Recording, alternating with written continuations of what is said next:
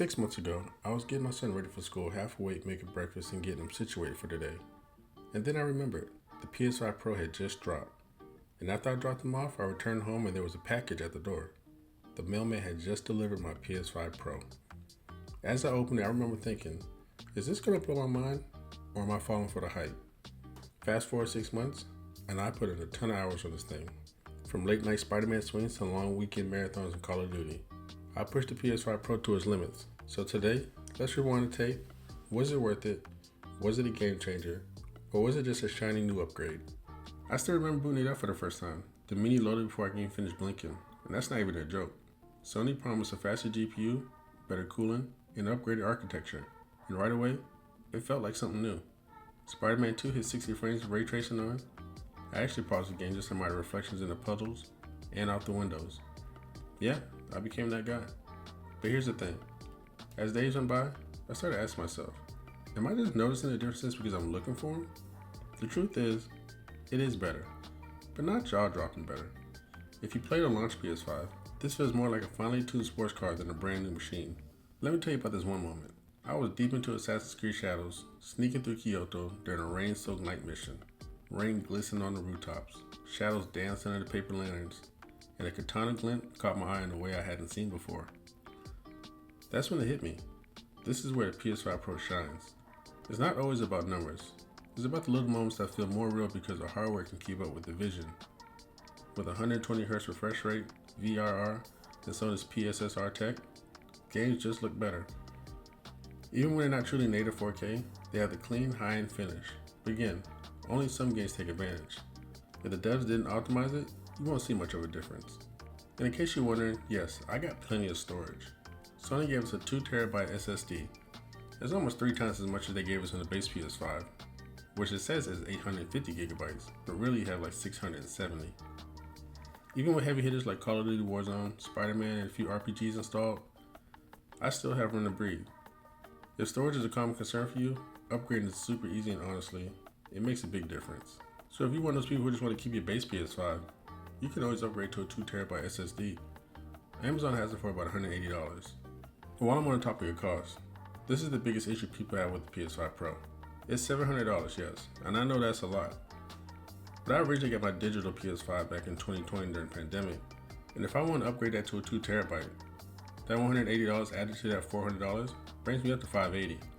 And if you got the original PS5 that had a disk drive, which was $500, and you add $180 to that, you're now up to $680, which is $20 short of a $700 PS5 Pro. So when you really think about it, you would pay almost the same price, but with less performance. Especially once you consider everything going on with the current climate with tariffs and everything, that $700 PS5 Pro might end up being a steal in the long run. Because I'm sure you've already heard, Xbox has raised their prices. They're now asking their customers to pay $600 for the same Xbox Series X from 5 years ago. Even Nintendo is charging almost $500 for a Switch 2, which is just crazy for a handheld. As far as design goes, I gotta give credit here. Sony nailed it. For it to be a Pro machine, it's as big as the original, but it's also as slim as the new ones, and it has a serious look to it. So in my setup, it fits just fine.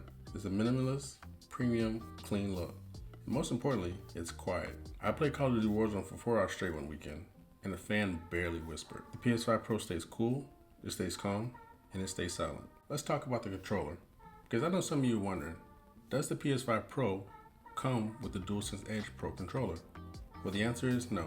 The PS5 Pro does not come with the DualSense Edge. It ships with the same DualSense controller that came with the original PS5. Still a great controller, amazing haptics and solid triggers. But for a Pro console, it felt like a missed opportunity. I remember unboxing and thinking, wait, did they forget to include something? But if you want that premium Edge experience, you have to buy it separately at a premium price. Here's where I have to keep it real with you though. This console isn't for everyone. If you're a casual gamer who mostly plays indies or slower paced games, the original PS5 still gets the job done. But if you're chasing the best possible experience, the kind of person who notices every frame drop, who upgrades their TV just to keep up, then the PS5 Pro is worth it.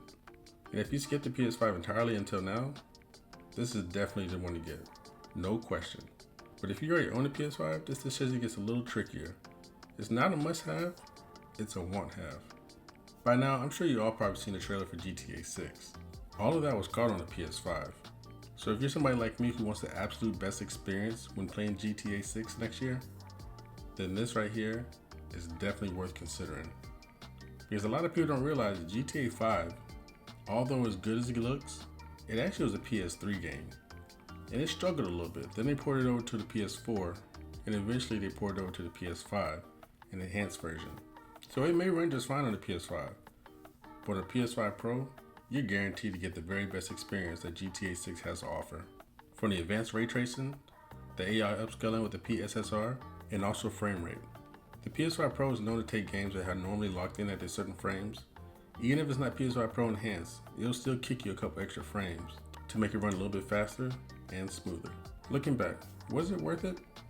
Honestly, yeah, for me it was. Not because it changed everything, but because it refined everything. The Pro isn't about giving you something completely new, it's about elevating what's already great. It made my games feel smoother, look better, sharper, and run quieter. It didn't blow my mind, but it made my favorite hobby just a little bit more enjoyable. And sometimes, that's enough. So what about you? Did you upgrade? And are you still debating it? Did the PS5 Pro live up to your expectations? Or are you still waiting for something bigger, like the PS6? Drop your thoughts in the comments, because I read all of them.